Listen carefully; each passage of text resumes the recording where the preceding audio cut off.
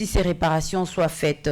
Déjà, est-ce que les victimes savent qu'ils doivent obtenir réparation? Madame, si vous m'avez suivi lorsque j'ai introduit mon allocution, j'ai dit que le problème au Congo, c'est la banalisation du mal. C'est là le problème, madame. La banalisation du mal dans les chefs de ceux qui nous dirigent et même dans les chefs des victimes. Il y a les victimes aujourd'hui qui savent, ils peuvent identifier qui a tué sa femme, qui a tué son parent, qui a tué, mais par peur, il s'est dit, au moins Ningwe Nikou fait quelque chose, au lieu de commencer à m'attaquer à tel qui aujourd'hui occupe tel poste au gouvernement. On le voit chaque jour. On a parlé ici de quelqu'un qui a été gouverneur de province, mais qui aussi, si on faisait des enquêtes, il serait ramassé à travers les rapports mapping, et qui s'est caractérisé par la vente des terrains, où partout il y avait des sites où on avait entassé déjà. Il a cédé ces parties-là. On les connaît, on sait l'identifier. Mais qui a le courage aujourd'hui d'en parler au Sud Kivu? Qui a ce courage-là? Puisqu'aujourd'hui, il est allié du pouvoir, et puisqu'aujourd'hui, on sait qu'il est champion, n'est-ce pas, dans la tuerie. Si vous en parlez, on peut vous visiter à n'importe quel moment et vous mourrez. Alors aujourd'hui, la population congolaise vit dans une peur qui ne dit pas la peur du vide. L'on ne sait pas, on vit par miracle. On peut quitter les studios aujourd'hui. On a cité quelqu'un qui a été auteur, cité dans les rapports mapping, mais demain on apprend que quelqu'un a été tué par ce même champion qui se trouve, qui est soit allié au gouvernement ou qui fait partie du gouvernement. Ça, c'est un premier élément. Un deuxième élément, madame. Aujourd'hui, qu'est-ce qu'il faut faire? Mais la réponse est claire aujourd'hui. Il y a des organisations non gouvernementales. Il y a la société civile aujourd'hui qui est en train de faire un travail de titan. Par exemple, à la Fondation Panzi, il y a tout un projet, Badilika. Aujourd'hui, on est en train de sensibiliser la population pour dire qu'on ne peut pas, n'est-ce pas, enterrer nos morts et faire comme si de rien n'était. On ne peut pas oublier ce qui s'est passé. Alors, c'est un travail de mémoire qui s'est fait et où on est en train de protéger, n'est-ce pas, les sites où il y a eu ces morts d'hommes-là. Et les prédécesseurs venaient de dire ici, il y avait déjà un édit qui avait été, n'est-ce pas, déposé pour qu'il y ait étude à l'Assemblée provinciale et que ces sites-là soient protégés. Cela existe à ce jour. Il y a d'autres combats qu'il y a aujourd'hui, notamment la lutte pour l'instauration du tribunal pénal international pour le Congo. Vous avez vu, il y avait une marche, je crois que c'est en 2022 si je ne m'abuse, où les avocats ont marché, où la société civile a marché, où l'église a marché. C'était toutes les couches de la communauté pour dire plus de morts au Congo. Une personne tuée au Congo, c'est une personne de plus. Il faut instauration du tribunal pénal international pour le Congo. Au-delà de ça, il y a la promesse du chef de l'État qui aujourd'hui, bon, nous savons que quelqu'un l'a traité n'est-ce pas, des producteurs automatiques de promesses. Nous savons aujourd'hui qu'il est là, il a promis qu'il y aura justice transitionnelle. Nous pensons que pour la première fois, il va tenir sa promesse. Et... Que faut-il quelles sont les premières bases que devrait-on poser pour obtenir la justice transitionnelle? Madame, les premières bases, elles sont claires. Les premières bases, c'est ce que les amis, lorsqu'ils ont marché les 29, ils ont parlé d'un système de vetting. Le 30. Où il faut d'abord empêcher aux gens qui ont tué, à accéder à des postes de responsables. C'est de là que ça part. Oui. Parce que lorsque vous êtes directeur de cabinet et que vous avez eu à tuer, même si le chef a la volonté de mettre en place une justice transitionnelle, madame, vous pensez que vous allez les faciliter? Il faut d'abord qu'il y ait un système où on empêche aux gens qui ont tué, aux gens qui ont violé, d'accéder à la chose publique. 30 secondes. C'est de là que ça part. Mais maintenant, madame, c'est à partir de là qu'on peut espérer avoir une justice transitionnelle. C'est à partir de là qu'on peut se dire la vérité. Puisqu'il n'y a pas... la vérité, c'est le début du changement. Que les gens se disent, vous avez tué chez moi. Pourquoi vous avez eu à tuer chez moi? Et lorsque vous allez dire... Et vous pouvez même demander pardon.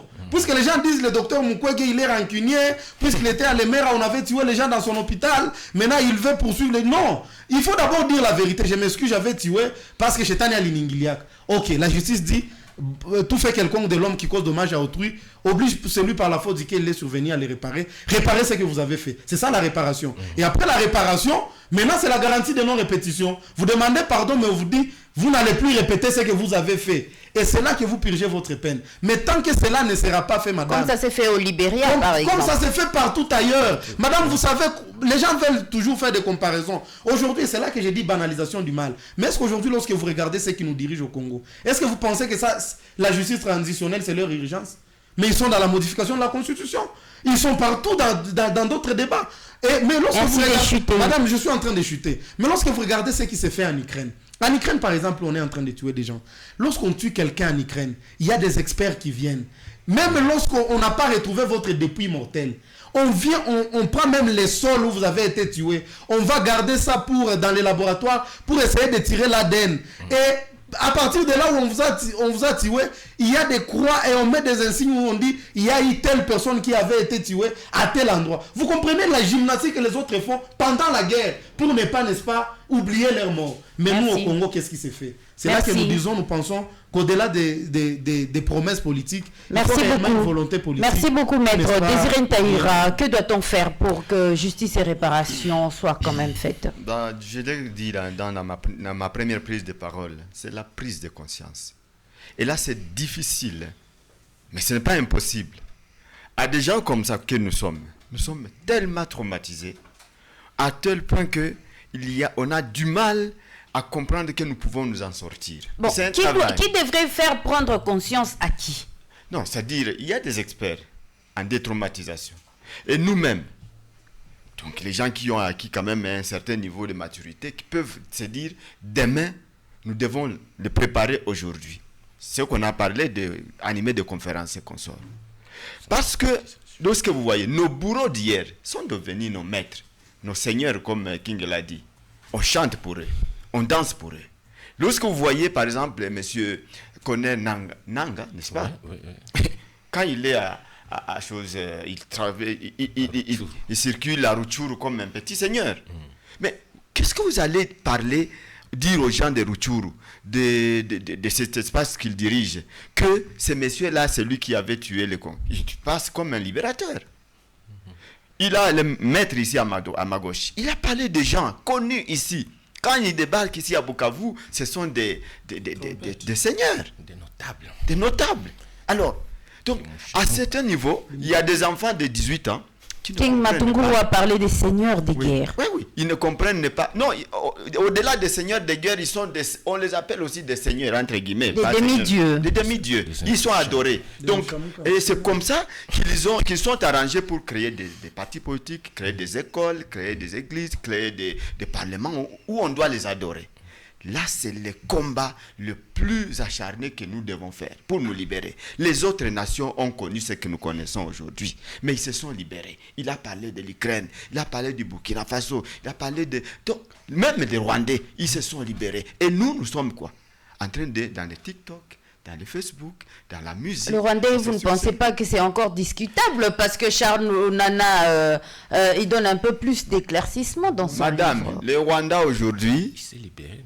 Les Rwandais aujourd'hui, même les Rwandais qui sont au Congo, que nous disons qu'ils sont des FDLR et consorts, ils n'aiment pas le Congo plus que leur pays, le Rwanda. Nous, c'est le contraire. Ils sont tués aussi chez nous. Oui, donc, nous, c'est le contraire. On a effacé des cimetières. On a effacé... Tout ça, c'est par qui? Par nos propres frères. Et c'est pourquoi il y a, si vous voulez toucher, par exemple, par tel seigneur... le premier à intervenir, c'est un Rwandais va dire donc ne touchez pas celui-là. Donc ils sont comme ça, à telle enseigne qu'on ne sait pas quel est le modèle à suivre. Le modèle à suivre, c'est King, ici. C'est Epimaf, c'est Patient, c'est Maître Toto, c'est Désiré, c'est Luc, c'est ça. Donc les libérateurs de ces pays sont ici. Mais lorsque Toto dit, suivez-moi, nous voulons prendre les devants, nous serons les premiers à lui faire une balle dans les jambes. Et ça, le problème que nous avons. Donc, la prise de conscience, est vraiment, c'est un devoir. J'ai vécu en 2010. Merci de chuter. Il y avait une marche mondiale de la femme ici à Bukavu. J'ai eu des yeux pour pleurer. Pour dire quoi? Les gens étaient habillés comme des femmes, des ministres, des gens dansaient, chantaient, alors que c'était la visibilité mondiale du Congo pour voir ce qu'on a vécu, parce qu'il y avait même des femmes des présidents qui étaient annoncées, mais nos femmes, nos amis, c'était l'argent, c'était la bière qui a coulé, ainsi de suite. Donc, qui peut comprendre que finalement, ces gens sont qui? Merci. Merci beaucoup, Désiré Ntaïra. Nous allons terminer ce sujet avec vous, Passion Katembera. Vous avez suivi Maître